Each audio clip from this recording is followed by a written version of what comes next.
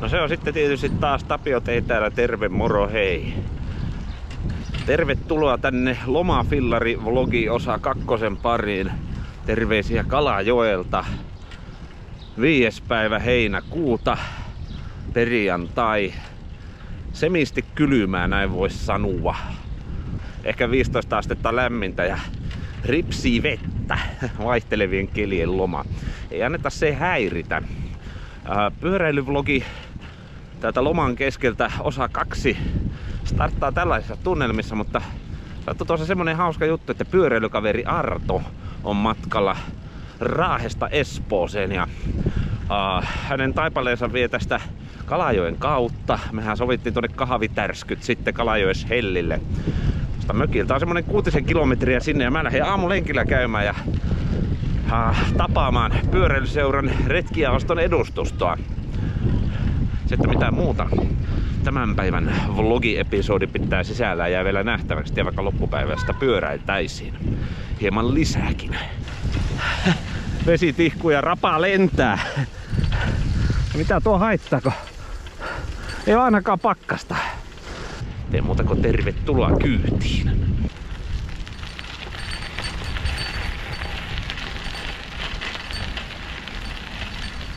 Joskus olen haaveillut tuosta Helsinki-Kalajoki B600, joka päättyisi siis näihin maisemiin.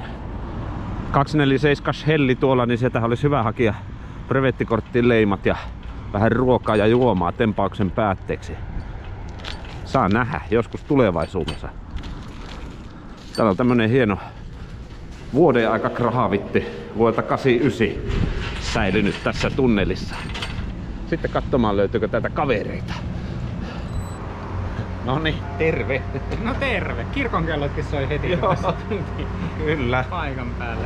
Tässä vaiheessa on aika kiittää munkista ja kahvista. Meillä oli mukava kahvitteluhetki tuossa. Retkijaosto kokoontuu. Joo, kyllä. Näinpä. Teillä on tässä mukava ajomatka edessä Espooseen päin. Espooseen päin vielä joo. Valitettavasti nyt tämmöisellä nelipyöräisellä laitoksella tänään. Mutta on tässä vielä kesää niin, että pääsee brevettiä ajamaan ja telttaa pystyttämään sitten jännittäviin paikkoihin. Retkimeininkiä ja hyviä brevettiä. Niin mikä on ollut semmonen hienoin pyöräilykokemus sinulla henkilökohtaisesti tänä vuonna? No varmaan henkilökohtaisesti siis nyt 15 tunnin 300 oli aika hieno. Aivan. Se oli hieno, mutta sitten kyllä nyt ehkä semmonen niinku elämykseksi mainittava on se, että kun hommattiin uusi teltta, joo, joka ei niinku paina mitään. Ja se oli siis se semmonen niinku elämys, että näinkin tää homma toimii. Bikepackingia silleen, että se on niinku kevyttä. Joo. Niin kun teltta painaa reilun kilon, niin se tuntuu kevyeltä. Kuulostaa hyvältä. Senkö tähän pyörään pakkaisin, niin sinnehän riittäisi korissa vielä tilaa eväillekin semmosen teltan kanssa. Mä oon tässä haaveillut, kun mä näin tässä vähän vastaavanlaisen pyörän, kun mä teitä odottelin tässä. Siinä oli kori sekä edessä että takana. Mietin, että siinä olisi hieno bikepacking-vehe kyllä. Semmoinen niin toisen ääripään. Ja kun on tällä ajellut täällä, niin kyllä on tuntunut, että Brevet 200, jos vaan lomalla enempi aikaa olisi, niin mä lähtisin tällä ajamaan saman tien. Miten pitääkö se ottaa sitten semmoiset niinku ultralight bikepacking hommat vai lähteä myös niinku retrorintamalle siinä, että semmonen niinku oikein vanha teltta ja solumuovipatjaa ja Mulla ei ole mitään semmoista varusteiden osalta, vaikka mä tykkään retrovehkeistä, niin mä voin kyllä varustautua uusinkin välineen, niin kuin vaikka Garmin Edge 840, jonka telakan me voimme nähdä tuossa pyörässä, niin mä mielellään sekoittelen ultralightit ja ekstra raskaat vermeet, niin niistä syntyy semmonen joku semmonen, miten varmaan minut olet oppinut tuntemaan, että varustuksen osalta minkälaisilla kamppeilla tykkään reissujani tehdä. Tämä hieno ratsu. On. Kyllä olen nauttinut näistä kilometreistä. Tänne olisi kiva roudata tuota omaa pyöräkalustoa lomalle, mutta kun tämä on muutakin kuin pyöräilyloma, niin sitten ollaan tämmöisillä kamppeilla täällä päin pyöräilty. Mä toivottelen teille mukavaa matkaa kotiin Espooseen. Oli hienoa nähdä täällä, kun nyt tällainen reissut osuvat yksin. Hyvä näin. Minä polkaisen toisenlaista poljinta nyt ja jatketaan. Ei muuta kuin pyöräilyaiheisten jutujuurten merkeissä. Kyllä. Tapaamme jossakin joskus seuraavalla kerralla. Turvallista matkaa. Lyhyttä ja pitkää. Kyllä. Muistathan nauttia ja ajatella. Kyllä, näin tehdään. Noniin. Palataan asiaan. Moi. Siinähän sitä tarinoitiin kyllä revettijuttuja, jotain menneitä ja vähän tuleviakin ajatuksia. Jokigravelista puheltiin ja muisteltiin myös Helsinki-Valkeakoski-Helsinki-reissua, joka tehtiin tuossa vuosi sitten tänä perjantaina. Vuosi myöhemmin saatiin tavata täällä. Siinä nämä menee. Hei hei! Turvallista matkaa, Arto ja kaverit.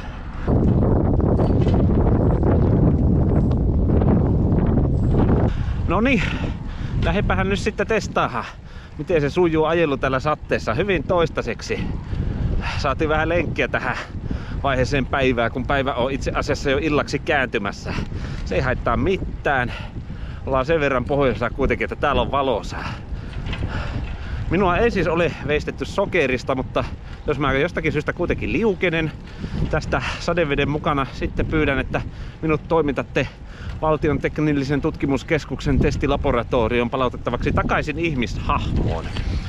Mutta toivottavasti niin ei käy, vaan saadaan tämmönen happirikas pieni sadeilma pyörälenkki jatko tähän lomapyöräilyvlogiin osa 2. Arto lienee jo päässyt perheineen Espooseen, terveisiä sinne päin. Täällä pyöräilyt jatkuu.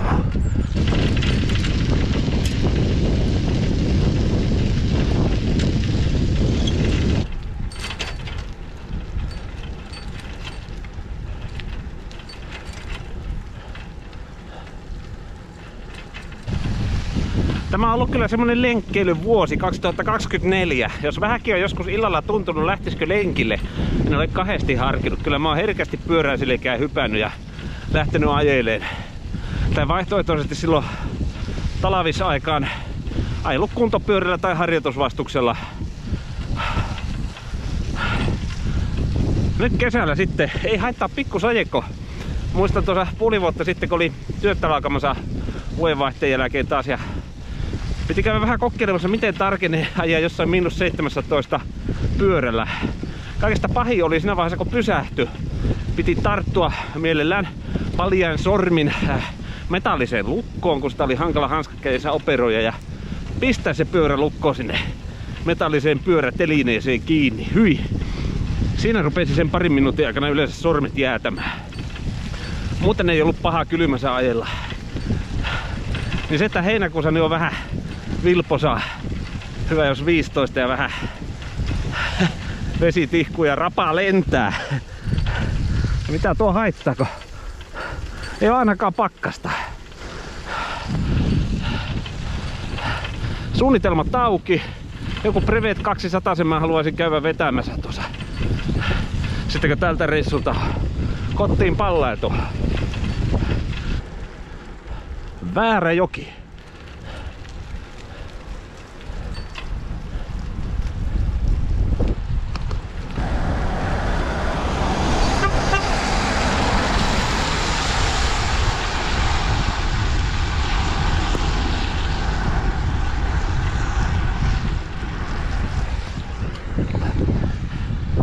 Mä huskutin sille, että mene ohi vaan ja se tööttäsi. Kai tuo täkäläinen tapa sanoa kiitos. Karavaanari kaikkien kaveri. Kyllä tästä vähän semmonen reilu 10 lenkki nyt tulee tällä kertaa. Ehkä ihan hyvä. Vielä on päiviä jäljellä ajella.